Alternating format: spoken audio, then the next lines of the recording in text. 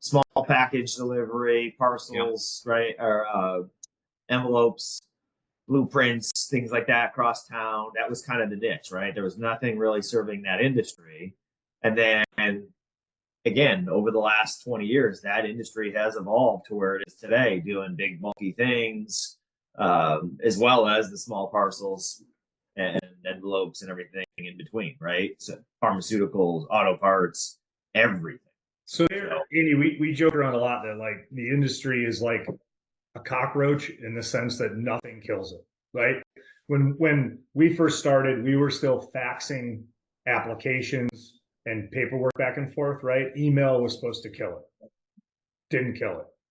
And you got to a lot of the couriers at the time in the early 2000s were doing process checks for the banks to the Federal Reserve, right? All that stuff moved in bags.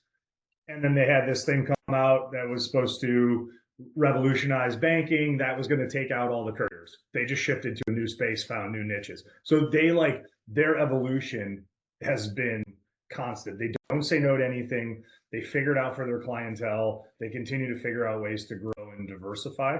And because they started out at like the lowest rung or like the final mile, their growth is into bigger, longer things than just cross town, right?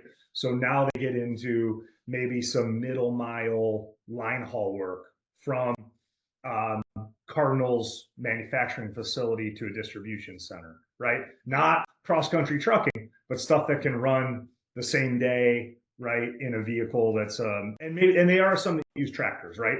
But that's why you see kind of the evolution in the space.